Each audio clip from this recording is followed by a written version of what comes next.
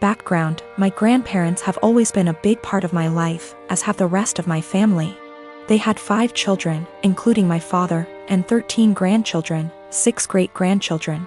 My grandparents are quite rich. They had 3 businesses until last year when my grandfather died. I am the child of my grandchildren and have always been very close to them. My grandma used to babysit me until I could go to kindergarten. I wrap Christmas presents for her every year. I decorate their house, and I worked at their bar on Fridays in college, no pay, as they are too old to do these things themselves. All this was offered to my cousins, but they never helped. My grandparents ran a show horse farm for over 40 years. It was what my father took with him and I quickly began to love. I used to go every weekend with my grandma up until high school when I started studying. Even though I don't ride horses anymore, my dad and I go to clean the stalls and look after the horses every week when my grandparents are away on trips. Usually once every 2 months. My grandparents were a huge part of my life. Problem: my grandmother died 4 weeks ago. It was devastating. My grandmother left my aunts, uncles, and dad about $85,000 each. Money for which she and my grandfather worked very, very hard. It was expected. What was not expected was that they would leave me just over $45,000 along with some other valuables. I was honestly shocked. All my cousins received about $2,000 each and a few trinkets. Obviously you can see where it was going. My aunts and uncles were at the reading when I was told, so they told their children.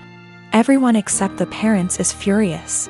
My cousins, who are already adults, demand that I divide them equally. I don't feel like I should. I was very close to my grandparents and did a lot for them, but it's hard. My family is very tight-knit and we have holidays / monthly parties / dinners / etc. together, every year. I never expected money to tear us apart. This money can change a lot for me. I could pay off my $10,000 student loan and put the rest into my upcoming wedding / future kids / savings account. A small part of me wants to share it equally, just to have everyone together. But there was a reason they left this to me. They didn't do it to hurt anyone. I was the only one who visited them and helped them. None of them took the time to see them, except for family gatherings. But no one understands this except my parents. It seems to me that I alone destroy the family. My aunts and uncles won't talk to my father until I split the money, and my cousins won't talk to me. I only have a student loan and a car payment, so I don't have much debt, but it could give me a comfortable future. They all keep throwing in my face that they have families, house payments, college to pay for, etc. They keep saying I've been planning this for a long time, but I really didn't. I loved my grandparents. My fiancé tells me to forget about them and do what's best for me, but I'm a big family man. I don't want to split the money, that could really help me, but I feel like they can play with me, forcing me to choose between them and this. My parents also want me to keep the money for myself, as they think my family members are being ridiculous in demanding it. Is it right for me to keep that much? I feel like I deserve it. Is it right for me to put this money on my family? Or are the people I've been so close to all my life taking advantage of me? $45,000 versus $2,000 is a huge difference. PS, there is more in the will than I explained. Houses, classic cars, horses, farm, land, CDs, etc. The cashback / checking accounts I was given is the only thing that seems to be a problem for everyone. I have inherited more money than my cousins. They demand that I divide it equally between them or never speak to them again. I'm a software engineer with a full-time job and a side hustle of doing freelance coding work in my own time. I've always been the type to have a side hustle I put a lot of my free time into. I get really bored sitting idle. My freelance hourly rates are $60 an hour, and at my full-time job, my hourly pay works out to about $40 an hour. So that's how I value my time. Anyway, over Christmas vacation, I was staying at my parents' house. My cousin was also staying over with her 3 young kids from Christmas to New Year's. I'd been planning on doing some work on my freelance projects when I had free time, in the mornings when my family had no plans. I wasn't in any rush. I was already ahead of schedule on them all, but I didn't really have anything else to do. It was in a really rural area and it's like an hour drive to the nearest anything. Then my cousin and her husband asked if I could babysit all day for 3 days so they could visit some friends in the area and hang out with just adults.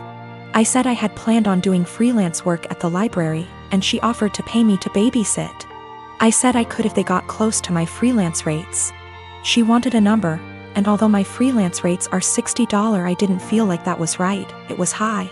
But I didn't want to go too low. Honestly, babysitting 3 kids would be harder for me than the routine coding work I had for my freelance project. I don't know a lot about kids and I've never babysat for long, and I had a feeling it would be stressful and difficult. So I said $35, which is below what I make hourly at work, and what is the bare minimum I'd value my time for, if that time is spent doing difficult work. And she went crazy at me, saying that's a ridiculous rate for babysitting, that I was entitled and being selfish, that I'm trying to take advantage of how she didn't have other options, etc. I said that's way below what I'd be making if I had the time to do my own work, and I'd be putting off my own work to babysit. Her husband then got mad at me, saying that I was a 24-year-old girl, that I'm damn near a child myself, that my time is not worth that much and it's childish to say that it was, and that I was a stupid girl for not knowing that babysitting costs like $15 an hour. When I grew up and have kids of my own, I will see how stupid I was being. I was kind of done with being called stupid, so I just told them I hope they could find someone else. My mom thinks that I asked for something offensive, and my cousin and her husband obviously did too. I am one of 4 kids. My older brother P, who I no longer have any contact with, my younger brother J, who is no longer with us, and my youngest sister K. Recently, P's children, 2 girls and 1 boy, all in their late teens and early 20s, reached out to me and expressed a desire to have a relationship. I have 0 contact with their father and swore that I would beat him black and blue if I ever saw him again. My oldest brother P was always the golden child. No matter what he did, my parents always had an excuse for why it was not his fault. Bad grade? Teacher had it out for him. Cheating on every single one of his relationships? Good thing you did it to her before she did it to you. That one was my personal favorite. He also used to torment Jay and I constantly when we were smaller than him, until in high school, when I hit a growth spurt and sprung up to about 6 feet 4 inches and 230 pounds worth of muscle. After that I became the typical jock type. Played football, partied, bunch of friends, etc. Well, my younger brother, Jay, didn't get as lucky and stayed pretty small and scrawny throughout high school and college, only getting up to about 5 feet 8 inches, and didn't have a super active social life. Despite the difference in our schooling experience, I was always very protective of Jay, especially since we were always having to put up with P's bullshit, which stopped once he realized I could pound him into the ground and not break a sweat, as he was also a lot smaller than me at only 5 feet 10 inches. Not much to say about Kay. She was a great younger sister and P didn't dare mess with her or he would incur the wrath of our mother. So, in the late 90s, Jay met his first real girlfriend, A, and was over the moon about her. He spent every spare moment with her, and when he wasn't with her, he would do nothing but gush about her. I had never seen him so happy. Well, one day, he comes to us, all smiles, and announces that A is pregnant and they are expecting. The mood quickly turned, however, when a week later it came out that A had been cheating on Jay for the duration of their relationship with our older brother P. This broke my brother, and of course P, being the golden shit that he is, didn't even get a disappointed glance from our parents. To this day, I have never seen someone look so broken as Jay had looked the last time I saw him.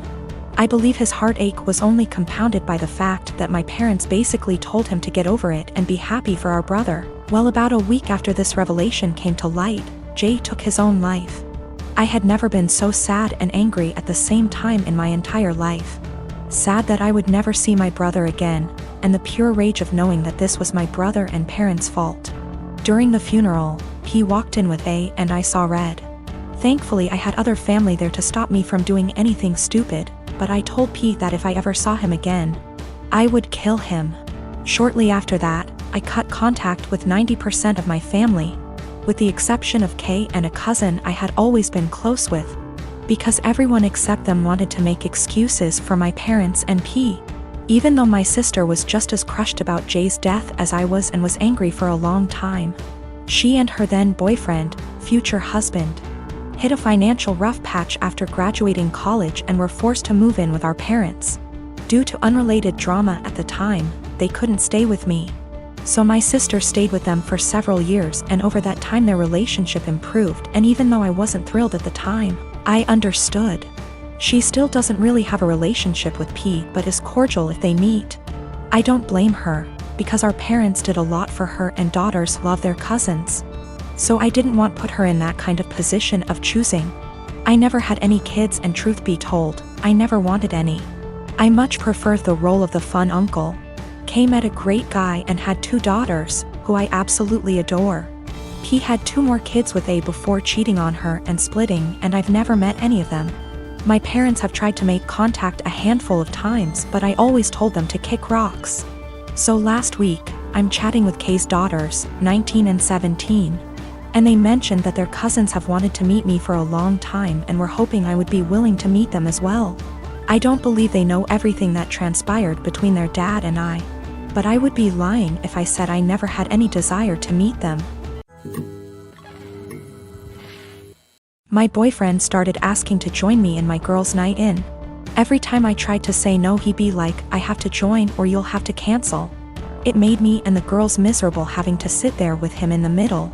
This past Friday he insisted to join us again. I had enough. I came up with an idea to get him to hate hanging out with us. Made a plan and told the girls what we were going to do, and they were down for OT.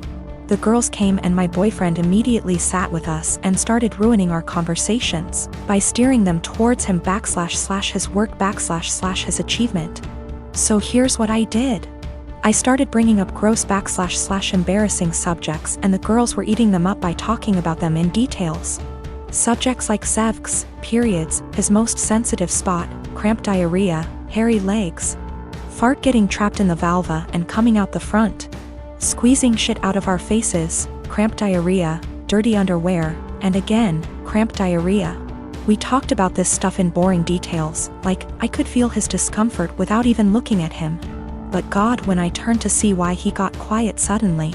He was getting red in the face, and had sweat all over his forehead. I bet he found himself unable to relate to thy's subject, thus couldn't take part in the conversation. He got up from the couch ready to head out. I looked at him and asked where he was going, and he was like, I just remembered that I have an important meeting with a guy in about 10 minutes and I have to go now. He rushed out telling us to have fun. The girls and I started laughing hysterically. He came home and berated me, saying I made him feel uncomfortable / sick with the horrible subjects I kept bringing. I said, what you talking about? This is the typical stuff girls talk about all the time, but he insisted I made him upset and caused him to leave. He declined to speak to me and been quiet since then. This is his apartment. He tells me who is and isn't allowed to come, and I thought this was fine since it's his place. Though I help with the bills, but he makes so much more as the head of security in his company, so that's that. I just can't believe how dense and blind I've been to his negative ways. He's still giving me the silent treatment, and I've decided it's just a lot to take. And so I'm temporarily moving in with one of the girls and will now be definitely reconsidering few things.